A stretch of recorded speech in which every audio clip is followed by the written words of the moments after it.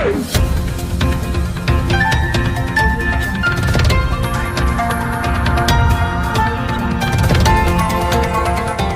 देख रहे हैं मगरा न्यूज राजस्थान, खबरें सबसे तेज।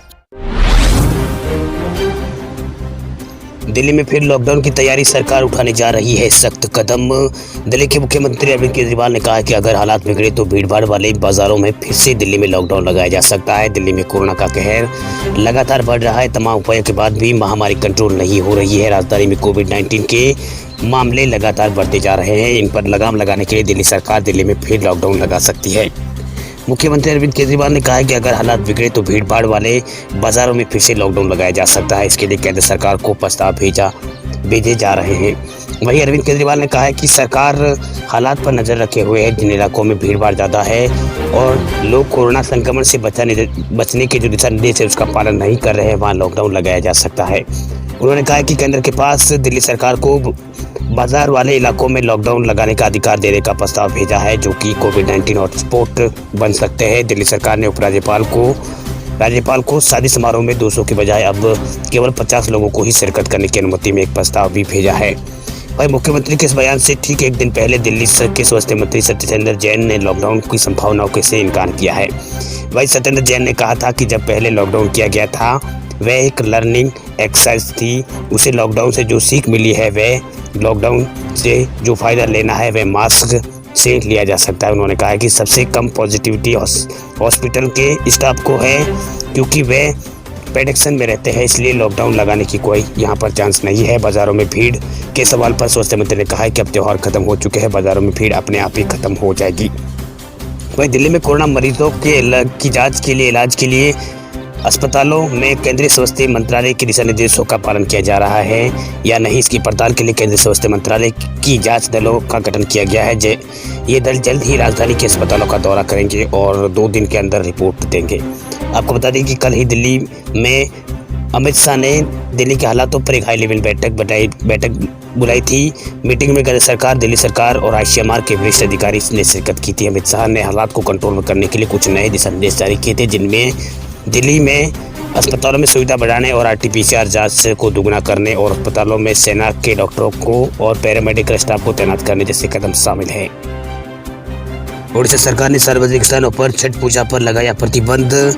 ओडिशा सरकार ने सोमवार को सार्वजनिक स्थानों पर छठ पूजा मनाने पर रोक लगा दी है, जिसमें 20 और 21 नवंबर को नदी तट पर स्नान करना शामिल है, क्योंकि भीड़ से कोरोना संक्रमण और अधिक फैल सकता है और अधिक का प्रसार हो सकता है। संक्रमण का और अधिक प्रसार हो सकता है, जिसको देखते हुए सरकार ने चेतावनी देते हुए कहा कि आदेश का उल्लंघन करने वाले व्यक्ति पर 2005 के आपदा प्रबंधन अधिनियम और अन्य संबंधित कानून के तहत उसे दंडित किया जाएगा। विशेष राहत आयुक्त द्वारा सोमवार को एक अधिसूचना जारी की गई, जिसमें लोगों को घर में ही धार्मिक अनुष्ठान करने और सामाजिक समारोह से बचने और स्वास्थ्य सुरक्षा प्रोटोकॉल जैसे सामाजिक दूरी, मास्क पहनना और सैनिटाइजर का उपयोग करने की सलाह दी है।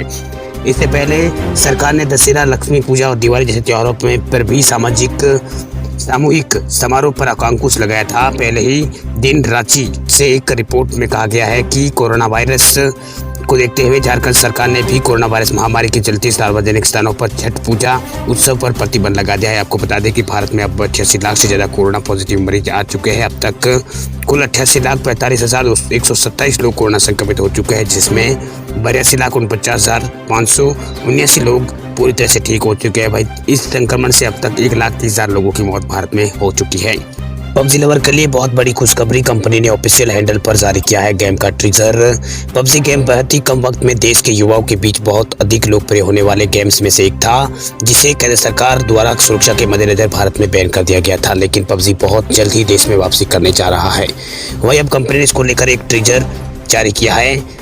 पबजी गेम के डेवलपर्स ने इस गेम के ऑफिशियल हैंडल पर एक ट्रेजर जारी किया है, जिसमें बताया गया कि all new PUBG mobile Bharat में आ रहा है। अपने सभी दोस्तों को इसे शेयर करें। वही टेक एक्सपर्ट की रिपोर्ट की माने तो पबजी मोबाइल गेम पर प्री रजिस्ट्रेशन टैप स्टोर पर अवेलेबल है। वही प्री रजिस्ट्रेशन iOS और एंड्रॉइड दोनों के प्लेटफॉर्म यूजर्स के लिए अवेलेबल है। अगर आप भी पबजी मोबाइल इंडिया के लिए रजिस्ट्रेशन करना चाहते हैं तो इसके लिए टैप कम्युनिटी का मेंबर आपको बनना होगा। आपको बता दें कि हाल में ही दक्षिण कोरियाई कंपनी कैप्ट्रॉन ने ऐलान किया था कि वह सुरक्षा और गोपनीयता के संबंधी चिंताओं को कम करने के लिए एक नया game PUBG mobile India Bharat के लिए बनाने जा रही है। पिछले कुछ हफ्ते क्रिप्टन ने एजुअर पर गेम होस्ट करने के लिए माइक्रोसॉफ्ट के साथ एक ग्लोबल एग्रीमेंट पर हस्ताक्षर किए हैं। वही कंपनी ने कहा है कि भारतीय खिलाड़ियों के डेटा की गोपनीयता और सुरक्षा संबंधी उनकी पहले प्राथमिकता है। कंपनी सुरक्षा को मजबूत करने के लिए भारतीय यूजर्स की व्यक्तिगत पहचान रखने वाली स्टोरेज प्रणाली पर नियमित ऑडिट और सत्यापन करेगी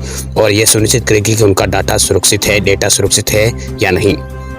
जल्द आने वाली है पीएम किसान योजना की 7वीं किस्त। किसानों को हर 4 माह में 2,000 रुपये देने वाली पीएम किसान स्कीम का पैसा 30 नवंबर 2020 से पहले किसानों के बैंक खाते में पहुंच जाएगा। ये पैसा करीब 11 करोड़ किसानों के खाते में जाएगा, लेकिन वही करोड़ों किसानों को ये पैसे नहीं मिल पाएगा। मोदी सरकार की ये किसानों के लिए 6वीं किस्त होगी। इन 6 किस्तों के रूप में किसानों के बैंक खातों में 12,000 रुपये डाले जा चुके हैं, लेकिन अभी भी करोड़ों किसान ऐसे हैं जिनके खाते में ये पैसा नहीं आ रहा है। अगर आप भी ऐसे किसान हैं तो आपको बताते हैं कि क्या करने से आपको ये पैसे मिलना शुरू हो जाएंगे। मोदी सरकार इसी महीने पीएम किसान योजना की 7वीं किस्त देने की तैयारी में है। वहीं अब तक करोड़ों किसानों के खाते में 6ठी किस्त भी नहीं पहुंची है। ऐसे में किसानों में सबसे ज़्यादा किसान उत्तर प्रदेश के हैं। अगर आप पीएम किसान स्कीम में आवेदन करने के बाद आपको पैसा नहीं मिल रहा है तो सबसे पहले आप अपने पीएम किसान के रिकॉर्ड को चेक करें। इसीलिए आपको मोबाइल को इस्तेमाल करना होगा। सबसे पहले आप पीएम किसान ऐप और अपने मोबाइल पर डाउनलोड कर लें। इसके बाद आगे बताए गए तरीकों में रिकॉर्ड तुरंत दुरुस्त करें। आपको pmkisan.gov.in वेबसाइट पर जाना होगा। यहाँ जाकर सबसे पहले फॉर्म कॉर्नर पर क्लिक करें। यहाँ पर एडिट आधार डिटेल ऑप्शन पर क्लिक करें। यहाँ पर आप अपना आधार दर्ज करें। इसके बाद एक कब्जा कोड डालकर उसे सबमिट कर दें।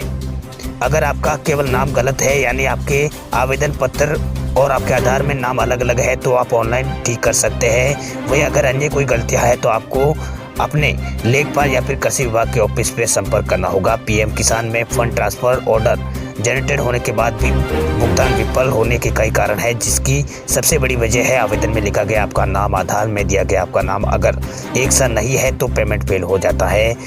ऐसा इसलिए होता है कि यह आपके बैंक अकाउंट से मेल नहीं खाता है। इसके अलावा अगर आधार नंबर सही नहीं डाला है तो बैंक का IFSC कोड डालने में गलती की है तो पेमेंट इससे भी फेल हो सकता है। वहीं पीएम किसान वेबसाइट पर दी गई जानकारी के अनुसार पेमेंट फेल होने के सबसे ज़्यादा मामले महाराष्ट्र, मध्य प्रदेश, उत्तर प्रदेश के हैं। पीएम किसान का पैसा ना मिलने का दूसरा बड़ा कारण यह है कि बैंक खाते में अस्थायी रोक या फिर जो खाता नंबर दिया है उसका बैंक में ना होना। कई बार ये भी हो रहा है बैंक PDFMS यानी सार्वजनिक वित्त प्रणाली में रजिस्टर्ड नहीं होता है, तो पीएम किसान की किस्त का मिलना एक बड़ी वजह ये भी national payment corporation of India में आधार सीडिंग नहीं हुई हो। भारत में 82 लाख से ज़्यादा मरीज हुए हैं। ठीक 24 घंटों में आए भारत में 30,000 कोरोना के नए केस, 449 लोगों की हुई है मौत। भारत में पिछले 5 हफ्तों से कोरोना वायरस के औसतन नए मामलों की संख्या में लगातार गिरावट आ रही है। देश में पिछले 24 घंटों में 29,164 नए कोरोना संक्रमण के सामने आए। वहीं 447 लोग कोरोना से जिंदगी की जंग हार गए हैं। वहीं कोरोना के मामले बढ़ने की ये संख्या दुनिया में अमेरिका के बाद सबसे ज़्यादा है। स्वास्थ्य मंत्रालय के ताज़ा आंकड़ों के अनुसार भारत में कोरोना के कुल मामले की संख्या बढ़कर 88,45,000 हो गई है। वहीं अब तक 1,30,519 लोग अपनी जान कोरोना के कारण गंवा चुके हैं। वहीं कुल एक्टिव केसों की संख्या भारत में घटकर 4,53,000 पर आ गई है। पिछले 24 घंटों में एक्टिव केसों की संख्या में 12,077 की गिरावट आई है। अब तक कुल 82,90,371 लोग कोरोना को मात देकर ठीक हो चुके हैं। पिछले 24 घंटों में 40,791 लोग कोरोना से भारत में ठीक हुए हैं। वहीं भारतीय चिकित्सा अनुसंधान परिषद यानी आयुष्मान के अनुसार देश में 16 नवंबर तक कोरोना वायरस के लिए कुल 12,65,42,907 सैंपल टेस्ट किए गए, जिनमें 8,44,382 सैंपल की टेस्टिंग कल की गई थी। महाराष्ट्र, कर्नाटक और आंध्र प्रदेश, तमिलनाडु में कोरोना वायरस के एक्टिव केस, मृत्यु दर और रिकवरी रेट का प्रतिशत सबसे ज़्यादा है। राहत की बात यह है कि मृत्यु दर और एक्टिव केस के रेट में लगातार गिरावट दर्ज हो रही है। इसी के साथ भारत में रिकवरी रेट यानी ठीक होने की दर भी लगातार बढ़ रही है। फिलहाल देश में मृत्यु दर 1.47% के आसपास है, जबकि भारत में रिकवरी रेट 93.5% है। एक्टिव केस महज 5.48% भारत में बचे हैं। वहीं सबसे ज़्यादा एक्टिव केस महाराष्ट्र राज्य में है। एक्टिव केसों के मामले में दुनिया में भारत का 4था स्थान है। कोरोना संक्रमितों के हिसाब से भारत दुनिया का दूसरा सबसे प्रभावी देश है। वहीं रिकवरी दुनिया में सबसे ज़्यादा भारत में हुई है। मौतों के मामले में अमेरिका और ब्राजील के बाद भारत